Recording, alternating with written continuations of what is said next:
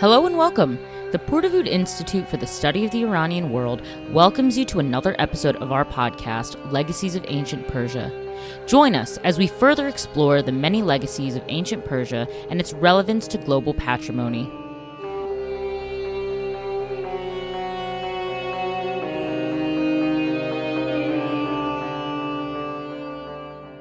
Hello, everyone, and welcome to the Season 2 finale of Legacies of Ancient Persia. We've made it to the end of the 2024-2025 academic year, and we hope you've enjoyed this season as much as we have. This week's guest is Dr. Jeffrey Spier, a former senior curator of antiquities at the Getty Villa. In this episode, we discuss the intricacies of museum work, particularly the challenges of displaying small artifacts such as coins and gems, the impact of the Getty's 2022 exhibition, Ancient Iran in the Classical World, the role of artifacts in understanding historical interactions between cultures, and the evolving field of museum curation. We hope you have enjoyed this season, and we hope you'll join us next fall for Season 3. In the meantime, if you've enjoyed this year's content, please let us know by giving our show a 5-star rating and reviewing us on Apple or Spotify. Great. Well, I want to just start out and thank you so much for joining me on the podcast this morning. And I want to jump right in and ask you, how did you get into classics, ancient history, all this good stuff? Well, it's a pleasure to be here, Lexi. Thanks for the invitation. Well, it was a really long time ago. Let me think. I was always interested in ancient history. Actually, when I went to college, I wasn't going to study this, but I didn't like what I was studying. So I went back to classics and archaeology. I was at Harvard, and they had a very good department. They had Professor George Hanfman and David Mitton and Emily Vermeulen. These were big names in archaeology. And I enjoyed that. And eventually I continued. I did a degree in Oxford, again in classical archaeology. But I always was interested in objects more than pure history or philology, say. I was attracted to museum work. And I would periodically try to work on museum projects, although I didn't get a big job in museums until the Getty in 2014. I was there until last year when I retired. Nice. Well, yeah, let's get into that a little bit. Obviously, I think people, when they, hear, ooh, someone who's done museum work, let's talk about that. And yes, we will get to that because that's very exciting. But just to sort of bring people along with us in this conversation, I do want to get just a little into, your research before coming to do museum work, because I think I read or heard somewhere that you are kind of an expert in gems. Yes, that's one of the things, one of the fields I was interested in. I always liked little objects. I worked on coins, I worked on gems, which is a very specialized topic. Not exclusively, but I always thought they were very important. Greek gems are very beautifully made, very rich iconography. So I did my DPhil or PhD in Oxford, and Sir John Boardman was my advisor. And he is the great expert in gems. He's famous for writing many books on that. So I did make use of that expertise. And I've always tried to show them. They're not the easiest thing to show in a museum, but I think we've done a good job with that because they are very beautiful, like miniature reliefs in marble, but in semi-precious stone. Yeah. So, gems are something I don't generally think about. So I am very curious because I think we do tend to couch gems within the sort of ancient jewelry stuff. But I am kind of curious, is there an even more specific kind of, or let's say broader classification that we can put them under than jewelry? Because I never know where to kind of fit it. Because I'm like, well, is it like also an art piece as well? Because it's not always jewelry. Like, where do you put them? Yeah, I viewed them more as art and imagery for Greek gems, very interesting images on the gems. So it's important for that, mythological images, other images.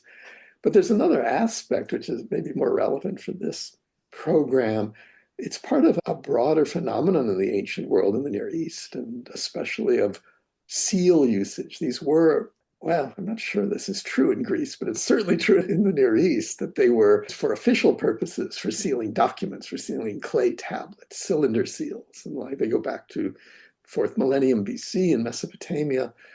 So they're also, they're works of art. It's true. They have interesting imagery. That's true. But sometimes they're inscribed and they're historical documents. So the historians study them as well. And, especially relevant for the Port Davout Center. I mean, think of the Persepolis fortification tablets. These were, thousands of tablets sealed with people's gems and often inscribed, and it's given us a lot of historical information. We don't quite get as much from the Greek gems. They seldom have names on them. They might have a personal name, but it's good to compare them, and I have done that somewhat. How are Greek gems related to Achaemenid gems or something like that? Yeah, well, I mean, as you mentioned, with gems occupying several different roles, interesting ones at that. What kind of materials were most popular, and I guess differences between the Greek gems and the Achaemenid gems? Like, Yeah, no, I think there certainly were connected. I think that the Greeks are getting these mostly from the East somehow. So the most popular, and they do vary over time. And that in itself is worth studying. I don't think it's been studied properly. There are fashions that come into fashion, fall out of fashion. But generally, you see similar things, especially Achaemenid and Greek. They're types of quartzes. They're what today would be called semi-precious, not terribly valuable in themselves, but nicely colored, reds and blues. We call them cornelians or chalcedonies, or occasionally you get very exotic types like lapis lazuli, which has come from Afghanistan. That was imported into Bronze Age Greece already, but not a lot of that. It's mostly fairly common quartzes that are pretty. yes, I mean, I could guess definitely that it would be probably regional of what materials are used and kind of where, and then obviously trade networks kick Yeah. in and other things, and then it all kind of the lines all blur and stuff. Yeah, But it was definitely a big international trade, and we don't know exactly how it works, but I think we should presume that it was a very sophisticated international trade with experts in the materials, these people selling, buying, selling, trading. We do have some later information, like we have the Periplus of the Erythraean Sea in the probably first century AD. It was Roman times, but it hasn't changed. The business hasn't changed much, telling what ship, where you can buy certain gems at which ports on the route from Egypt to Arabia and India. And India was famous for its gems. And there's certain things that are, I'm sure the trade in lapis lazuli hasn't changed in 5,000 years. It's mined in Afghanistan and graded by color and shipped off and sold by weight, basically. yeah, if I think about gems kind of the way we value them today, something like, oh, if you have, diamonds in a Mhm. ring for, let's say, or set into a necklace. Basically, when I think about today, I'm like, oh, yes, I know the way in which we sort of treat these gems. And then obviously, rarity just depends on what it is. Is it a diamond? Is it something else? Something more common? But do we see this intense classification also in the ancient world, Yeah, where it's like they also prize kind of like you know, this? I think that we don't have all that information, but I'm sure it was done that way. Certain stones were much more valuable than others. We have evidence that's a little hard to interpret. We do have the book by Theophrastus, who is Aristotle's successor, and a very talking about stones and their origins. He doesn't talk about the valuable gems so much, but he does mention them occasionally and said, this type is very valuable. It's this color, it comes from this place. It's very hard to match up what he says with actual surviving things, but clearly there was a knowledge of what's valuable. Where does it come from? Where do you get it? There are lots of legendary stones that would be brought to a king because they're so valuable. There are things like peridot, the nice green stone, which is semi-precious stone. It's not terribly valuable now, but very beautiful, clear green. That was found in Hellenistic times in Egypt in an island called Topazos and brought to the Ptolemies as a valuable stone. And there's clearly this had royal significance. Then there are also, again, we're talking about different periods here, but in the Hellenistic period, there were poems composed in the Hellenistic courts, especially the Ptolemies, about the precious stones that were coming from the East, from Arabia or from India. And out of just pure curiosity, do we know anything about how these would have been transported? Because obviously they can be small, they can be a bit bigger, but I guess if I were to be asked and think about it, initially, I mean, I think my first guess would be like, wouldn't we transport them sort of like coins, money, or seals or something other that's like small as well? Well, hard to say. I mean, as I said, we have evidence of merchants going to buy them. So there were middlemen. I think it was, you should think of it just as the economics of it, the business. Someone, you know that someone wants it in Alexandria or at Sardis or at wherever you want to think in the ancient world where the money is, and they go off and they find it, and the middlemen bring it. It's a business, and I think we can understand it that way. Okay. Is there a particularly famous gem from history that you Oh, you know, there are particularly lots. enjoy that you, okay, maybe you don't have to limit yourself to just one, but a But couple of famous gems that you really like from you history that mean you can talk to actual us ones or about? historical ones? I guess the famous one is Polycrates, the tyrant of Samos, the island of Samos, over in the archaic Greek period in the 6th century BC, which is really nice gems. But he had a famous gem, and there was some oracle about him having to dispose of it. And I'm sorry, I can't remember the exact story. But anyway, he threw it into the sea where a fish swallowed it and was caught, and the fish was returned to him. So it's a bad luck. But it was a famous gem. It was, one source said it was engraved with a lyre, a stringed instrument. We have others like that, a few stories like that. Are there any famous mythological ones or no? Can't think of another one offhand. Sorry. No, it's Didn't do okay. much in the historical period. There were gems, beautiful gems in the Minoan and Mycenaean. And then there was sort of a gap, and then the Greeks rediscover them. They seem to be introduced. They take scarab form. So these are either from Egypt or more likely Phoenicians who also made them. And they're important because they also show these cross-cultural influences, which is something I'm interested in. Yeah, well, I definitely don't know much about ancient gems because I'd never thought to think about them, but it's easy to just ask about famous ones only because I'm thinking of, we've got the Hope Diamond in DC Oh, where yeah. I understand, but also I've never really understood like the immense hype because they're like, oh, look at it's look at it, it's the size of this, that, and I'm I, like, but it's still a diamond. Like it's, you're it is the fashions change, but you can see that human instinct is the same to really love these sparkly things that are found, because they're very beautiful and they're very rare, so they become very valuable. But they do, the fashions change. Diamonds weren't known until, they all come from India, so they weren't known until Roman times. The Greeks, I think, heard of them, but it just changed over time. But it's important in the Iranian world too, because as I said, the Achaemenids had a quite sophisticated gems, seals, both cylinder seals and stamp seals, east and western Achaemenid regions.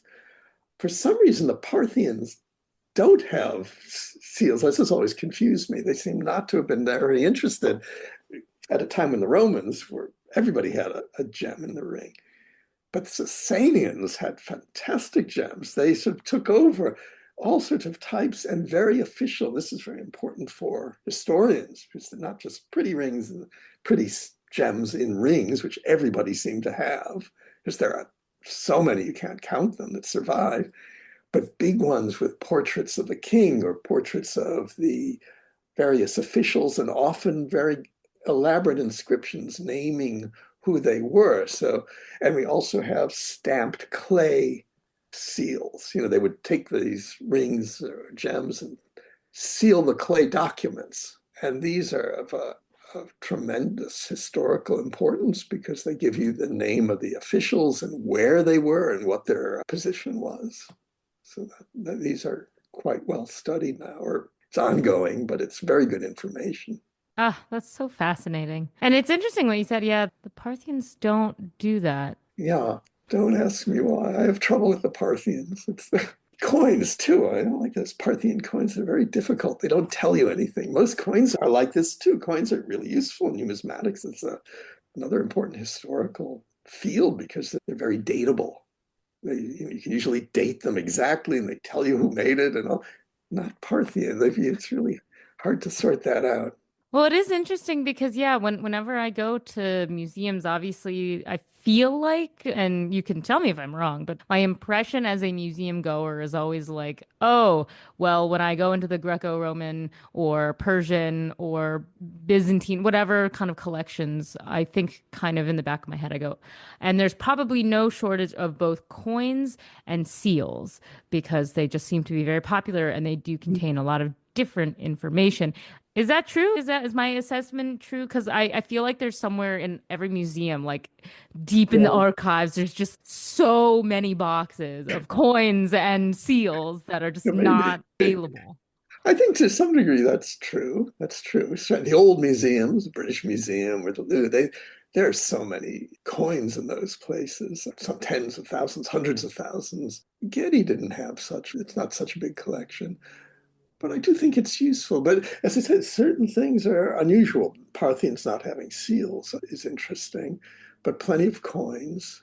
And then how do you make use of them in a museum is a problem. Some people display them. So it's not easy to display coins, although I find visitors like coins. Most people like to see the coins, and they're quite pretty and they have very interesting images, portraits of the kings or gods and goddesses, or quite a variety.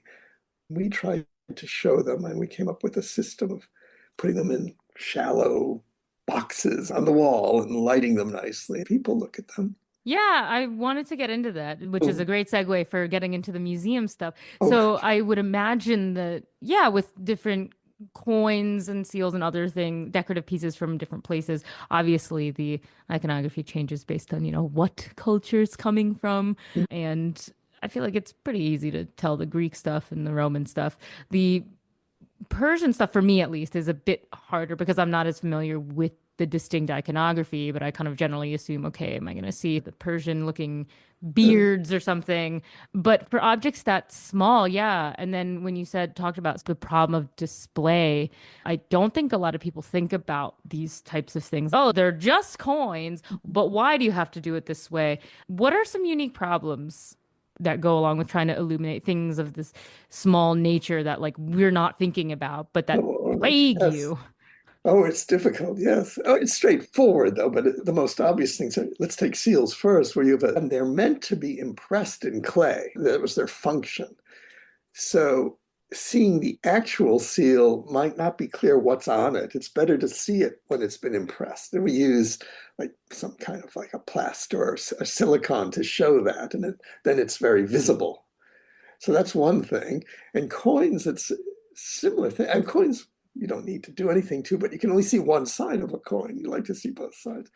We came up with a system putting them on an iPad, a nice photo on an iPad, so you could manipulate it, enlarge it, or flip it. Or we have given it some thought. I thought we did fairly well. And I did like to incorporate coins and seals as well into exhibitions we've done because I do think they're important culturally, along with statues and other objects. Coins do fit in. It gives you so much of a historical context to things, and they are quite beautiful objects in themselves. Yeah, no, that's true. Well, I mean, I'm thinking of what you said about the seals. I mean, obviously, a museum like the Getty is meant to be for everyone, but also it doesn't have a dedicated like kids area for curious little children. Oh, we It's, do, we wait, do you at the do? villa. Wait, There's a kids where? room. There's a kids room at the villa. There I've is. never seen We don't this. give them coins, but maybe we should. Well, perhaps it's a good thing to not give them coins and seals. Although you could recreate like a little seal or coin and then, provide like silly putty and then just say press it in Absolutely. here.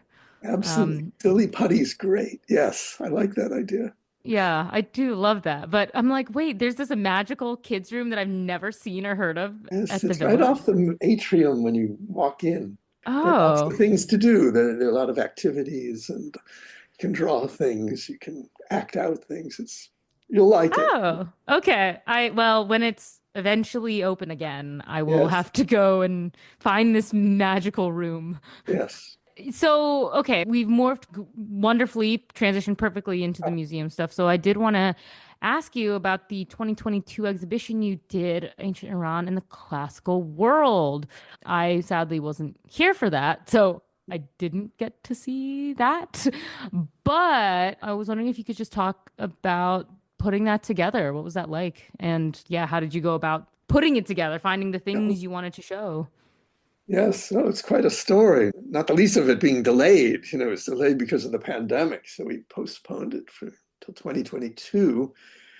But it was part of the Getty program we had been working on since 2015 of trying to tie the Getty collection, which is really Greek and Roman, into the broader ancient world, because we felt, the director Tim Potts and I felt that to understand ancient art culture, you really need to show how interconnected these cultures were.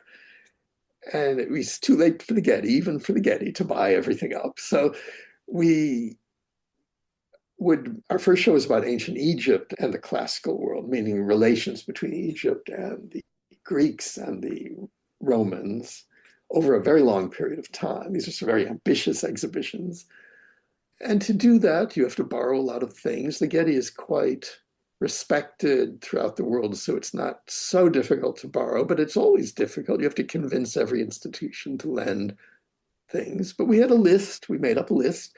We talked to many institutions throughout the world, I think 30 or 40 for Egypt, and similar for Persia. I think we had more than 30 lenders, many in the United States, but also, the Paris, London, Berlin. And I made an effort to go even farther for Persia because of the reach of Parthia, especially. We wanted things from the Gulf. We had something from Kuwait. We had, anyway, but all these, any kind of big museum exhibition you see does involve this going to the lending exhibitions. Most institutions in the world believe it's part of their mission to lend, not always and not easily. But so that's the first step, trying to find objects that illustrate your message. And these were quite complicated because, what sort of stories do you want to tell about these relations between the cultures over such a long period of time? Persia had all sorts of issues. I've always been interested in Iran. I started in, I said I worked in Greek archaeology. My main interest was in East Greece, Ionia. And when I was at Harvard, I worked for the Sardis excavations, which of course is the Lydian capital. And Lydia, again, is one of these border countries, which became the Achaemenid capital in the West. So I've always been interested in the Achaemenids especially. But trying to show these connections, how do you show how the Greeks interacted with the Lydians, with the Achaemenids there? Fortunately, in Iranian history, certain ancient Iranian history divides up very nicely when you're talking about the Greeks and Romans. We have the Achaemenids, then we have the Parthians, and the Sasanians. So we really took that point of view. I think myself and many scholars, and that was just our policy as well, as sort of getting away from thinking of this from the Greek point of view solely. That used to be the way things were taught. You read Herodotus and sort of that's it.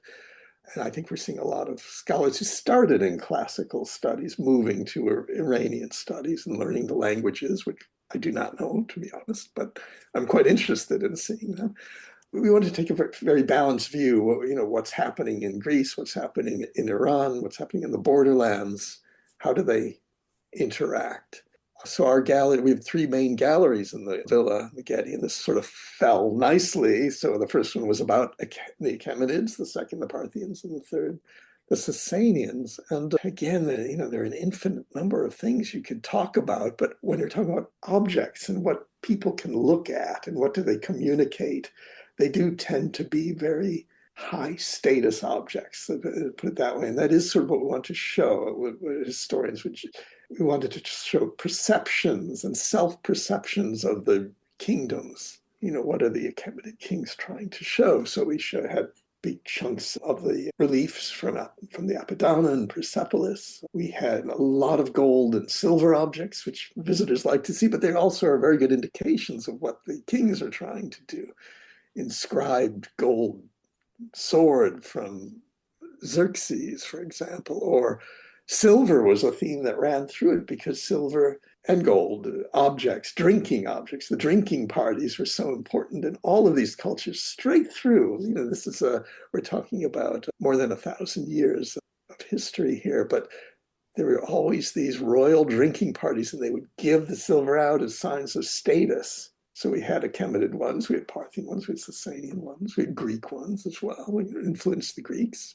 And then we had to go look for all of these objects. It That's the seems process. it seems like I understand the complexity a bit more in that description because it seems, when you're trying to obviously tell a narrative, tell a story, but you're mostly limited to material culture. It seems like you're trying to draw a giant Venn diagram, but like you're trying to fill in the middle section, but you can't really use your words. You have to use pictures.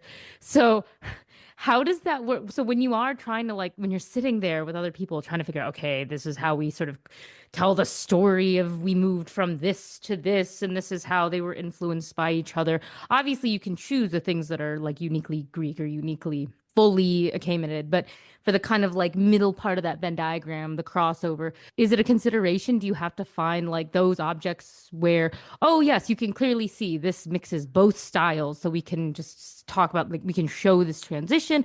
Is it hard to find objects that show this transition, or is it actually easier than I'm thinking?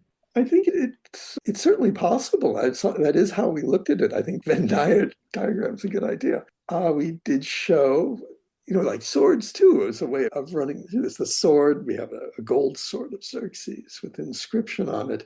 These were known to the Greeks. They're mentioned by Greek writers. So it shows that they knew this was a status symbol. So it was important to show the object. That's not the easiest thing to communicate in an exhibition, but you put it on the label so the Greeks knew these as status. And then you see it later in the exhibition as in the Sasanian period, where you have swords are also status symbols. And the Romans did the same thing. These were swords and sword belts were some of the highest status symbols straight through 1,000 years of history. So we could show that. Silver plates, for example, the famous Sasanian silver plates of hunting scenes. We had quite a few of these, but they're also Greek ones. They're at this now they've become Byzantine ones. But the same purpose. They were given as gifts. They sometimes even show similar scenes, but one is in Persian style and one is in Hellenic style. So we made an effort to juxtapose similar objects with similar purposes. Our coins and gems, of course, lots of those, a lot of coins for both.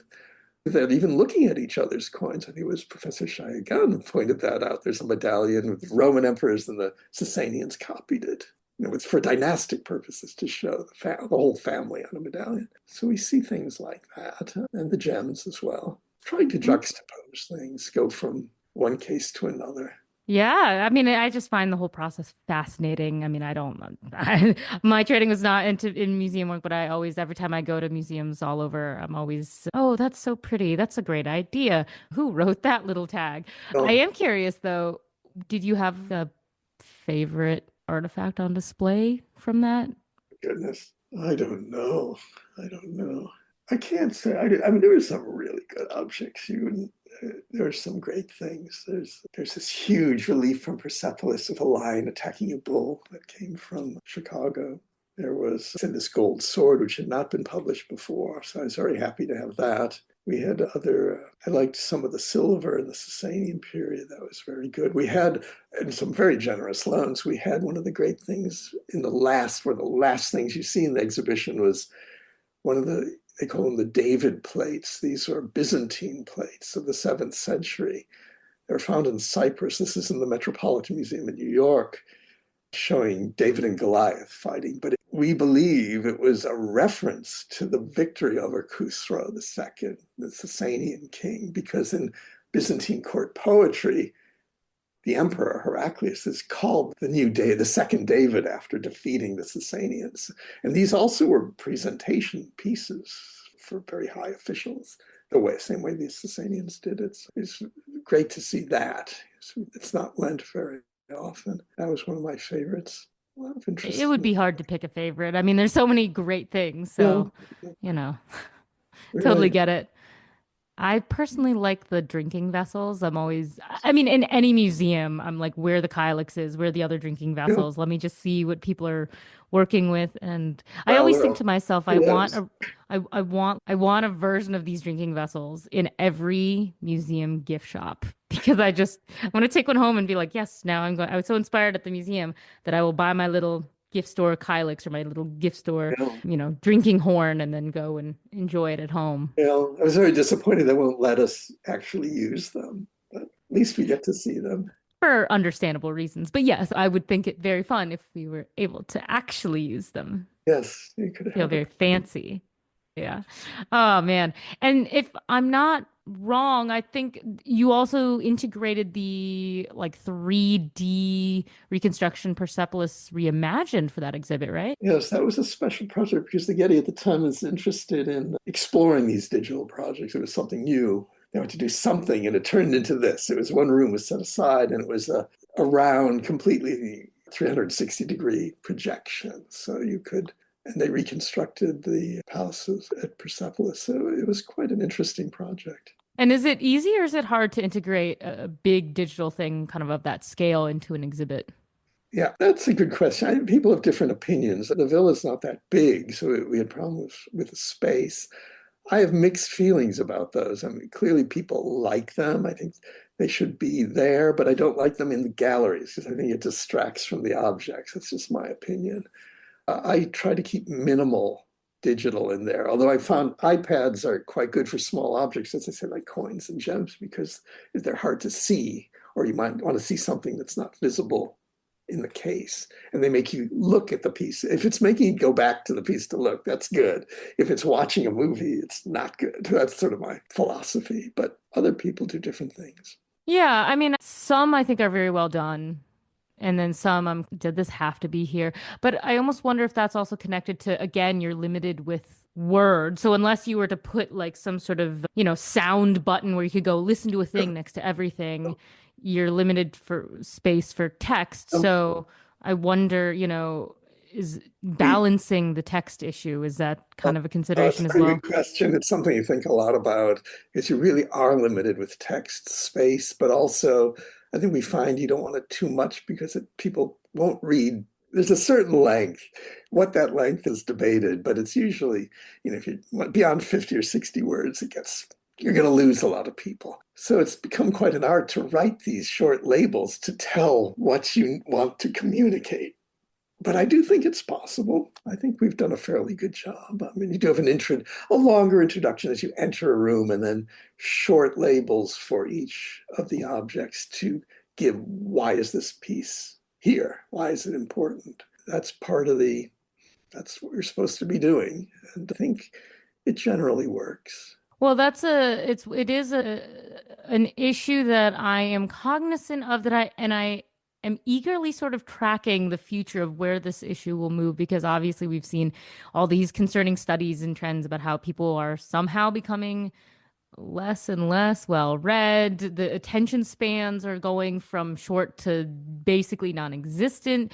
And do you ever think that there may be a time where people just really don't want to read? So even these short labels that you have, like people just won't want to read them. And how close or far are museums from having to even think about, okay, well, what if we even tried just as an experiment, an exhibit where it's mostly, Yeah. the information is delivered via audio something, but like almost no text. Yeah, interesting. I think it's probably true that people read less and less, but in a way, I think we're helping that by showing the objects. I do believe, I mean, you can create an exhibition that doesn't have the objects. They can have pictures or video or something. It's something different. I think people go to museums to see the real object. That's the number one thing they want to see. This is an ancient object. And that alone, I think, is good. That alone is half the job. If they look at it and they think, oh, that's really interesting, then they read it. Then they read what it is, or at least they'll learn the date or the place is made. How much information they want to take away it's up to the people. We can't make them learn things, and I don't think there's a way to change that. But if we provide a basic amount of information, I think people do like that. I think people they look at the object, they say, "Oh, what is this?" And how much more they want to read, I don't know. And maybe we should be linking something to get do it on your phone, look up more if people want more information. But I tend to think, as you say, I think people want less and what they want minimal. But to get them to look is what I've always thought was the most important thing. You can always go home and watch a video or read about it, but when you're there, you want to see it, and that's why they come. Yeah, that's true. That's true. I mean, I definitely love going to museums Oh, because good, I good. want to I hear that. see the things that yeah, I could see. I can say for sure that I remember when I was an undergrad, I took a bunch of art history courses because obviously I love ancient art, and it was very different to see the photos. And then I remember I took a trip to Athens and then I went into the National Archaeological Museum and then I saw some of the things that I'd only seen in my textbooks. And it truly was like such an amazing experience to be standing and say, oh, I had no idea of the height of this thing. I mean, from the book, I was like, I don't know how tall this is. And then I see it towering over me and I go, oh, yeah, this is ridiculous. This is good. This is good. No, that is what people get out of it, and it's a great thing. And that's why I don't like to distract from that. I want that experience that you described. But the other part of that I am curious about is obviously there's some objects, there are things that need obviously to be protected behind Yeah, glass or other things. But there are other things that, we kind of put in a spot in a gallery and it doesn't really need you just put like a basic railing around it or something.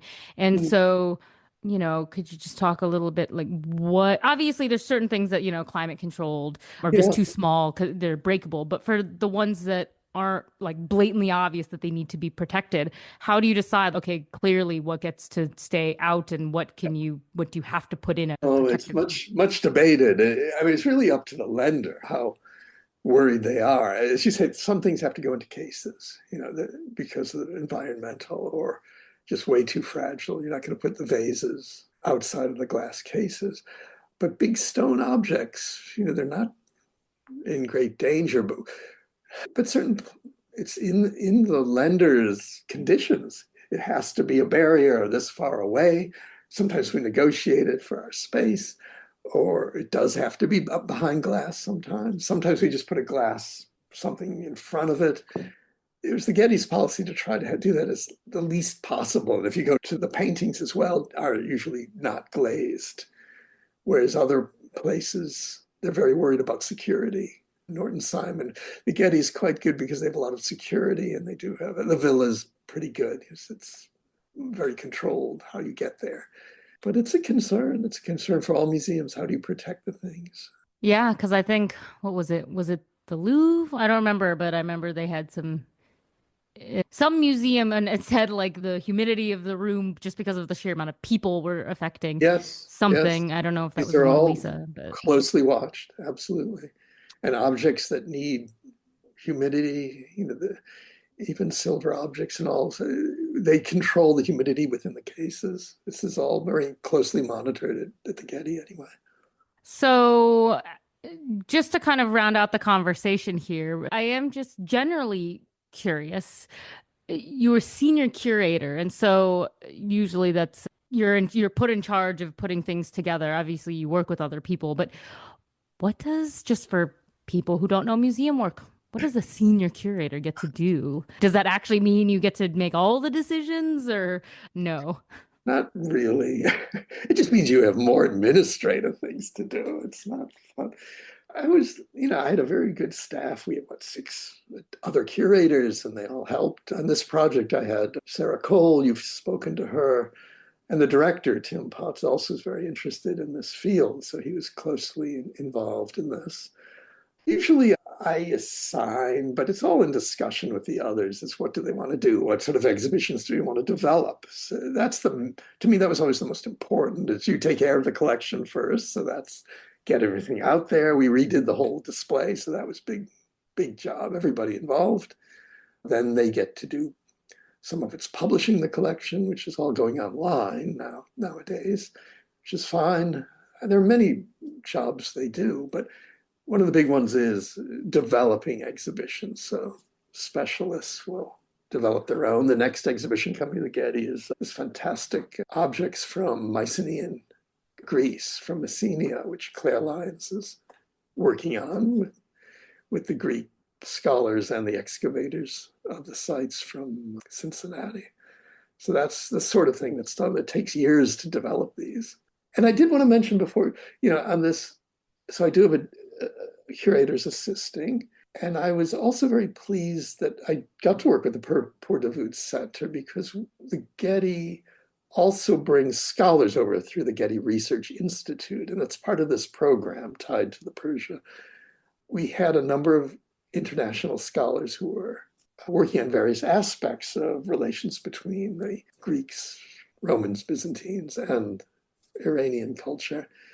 And they also assisted with this project. So we felt that we were really getting state of the art input into developing this. And that's the program we thought did well. And I think you'll see it in the catalog that came out was also quite good. We had a range of very good scholars contributing to that, as you can see. So that was part of the project. It's just how do you coordinate all of this? How do you make use of this information? Then the technical aspects. How do you get this up in the gallery? So, Yeah, yeah. I mean, I think it's helpful to know because I don't expect that like you're the one physically moving the, Oh, artifacts around in the room, but obviously there's other aspects that people don't think about. Yeah, of course, you'd like to publish the sort of the catalog of the things that were in the museum, and so I think that it's not a natural assumption for one to go, "Oh, yes, they handled that, right?" Yeah. I mean, I don't think I well, would have it's assumed really that, quite, but there's a lot to be done. And then the exhibition itself. So we have the designers and it's the people who move it and people who make the mounts in the, how do you display it outside a case, inside a case. It's a lot of planning, quite a lot of planning.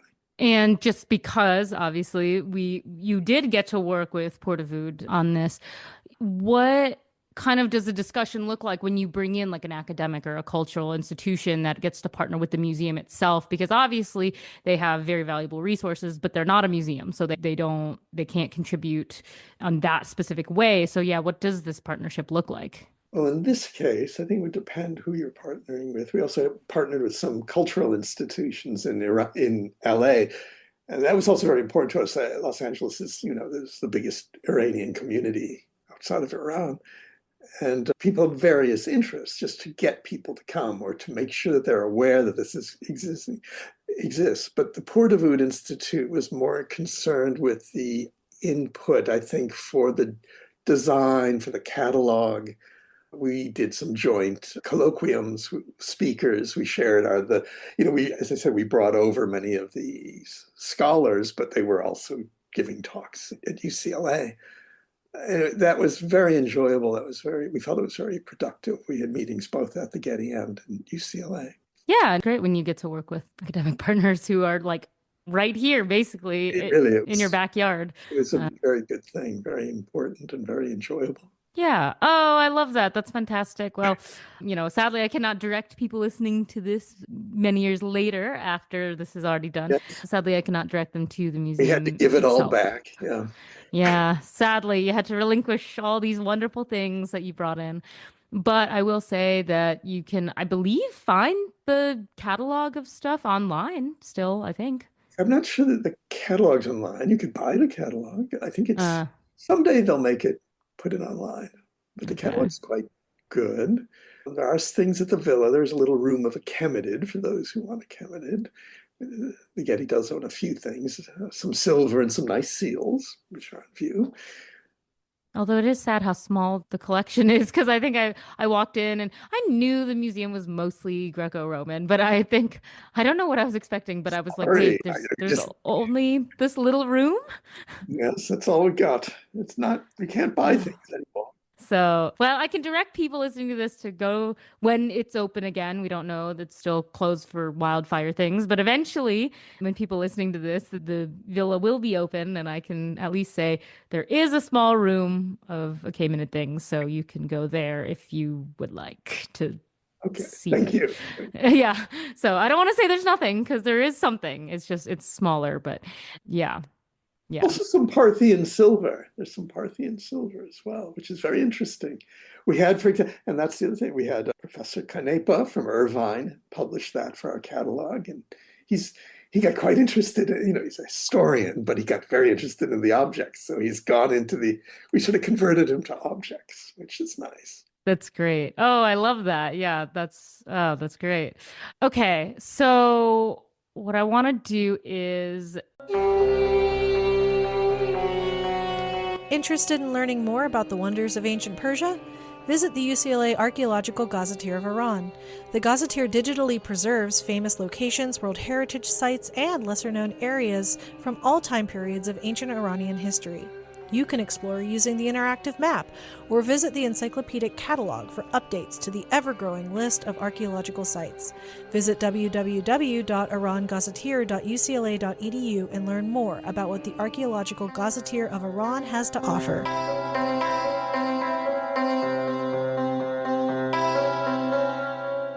I normally ask our guests two final questions as we get to the end of our podcast.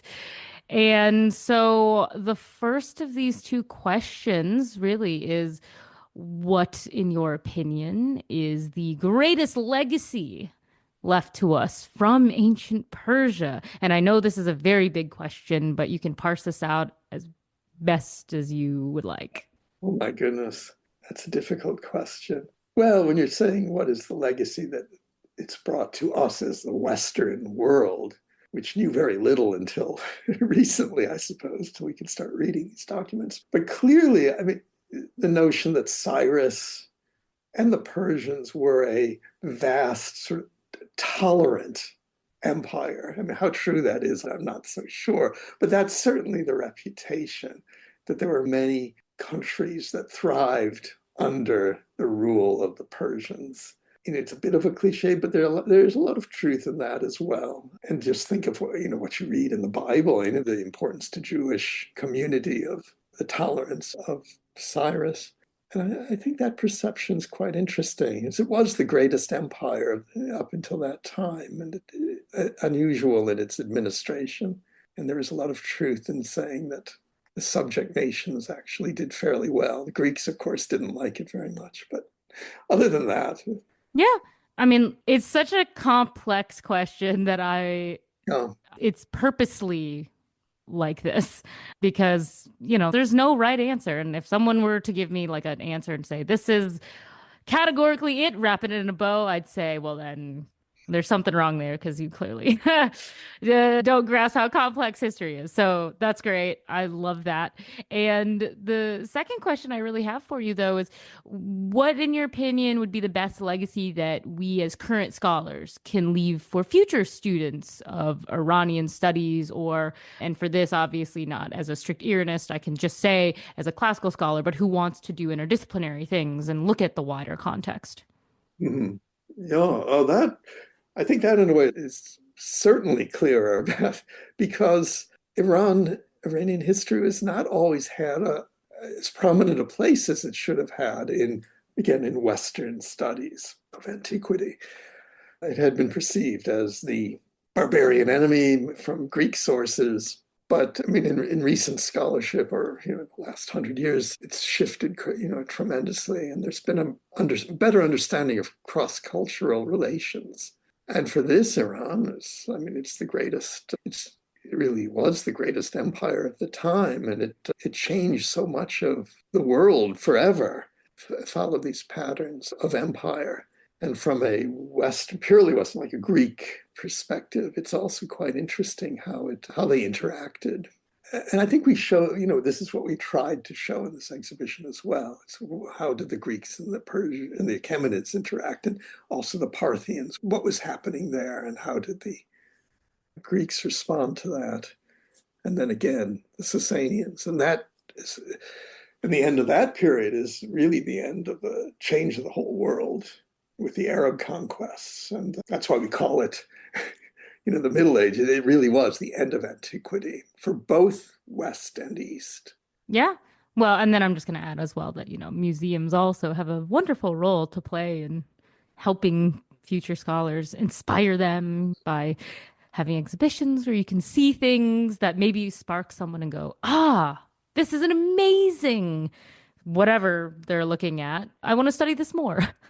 Yes, yes. I think it is very inspirational to see it. I agree. And that's just another reason why museums and museum professionals are so important. Well, thank you. And okay, I did kind of lie because there's one more question I will ask, but it's really simple. And that is if people would like to follow some of the work you've done or publications or even ask you a museum question, I don't know, where can they find you? I think the easiest place would be on the academia.edu. I'm there, and a lot of my papers are there. You can contact me through that. Okay. Great. Well, I will make sure to link that in the show notes so people can go read stuff, find you, and, maybe you'll get some great museum questions from Yes, aspiring happy to future try to museum answer. curators. So perfect. Well, I mean, truly, it's been such a pleasure. I was looking forward to just being able to sit down and talk to you about all things museum and the exhibit that you did. And just, I saw gems somewhere in the bio and I said, got to talk about gems. I'm very Yes, interested. yes. Well, I always like gems. Yeah. So thank you so much for joining me on the podcast today. It's been great. Thanks, Lexi. It's a lot of fun. Real pleasure.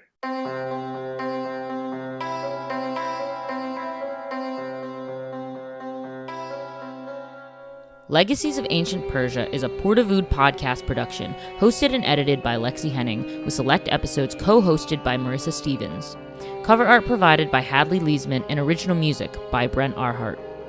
Established in 2017 as the premier research center for the study of ancient Iran, the mission of the Portavood Institute for the Study of the Iranian World is to engage in transformative research on all aspects of Iranian antiquity, including its reception in the medieval and modern periods, by expanding on the traditional domains of old Iranian studies and promoting cross-cultural and interdisciplinary scholarship. Thanks for listening to our show. It's available to stream on Apple, Spotify, or wherever you get your podcasts. Don't forget to follow us on social media at Portavood Institute and at Portavood UCLA, or visit our website portavood.ucla.edu. If you enjoyed today's episode, please give us a 5-star rating and review us. For podcast inquiries or questions about the Portavood Institute, please email us at portavoodpodcastproduction@gmail.com. We'll see you next time as we continue our deep dive into the legacies of ancient Persia.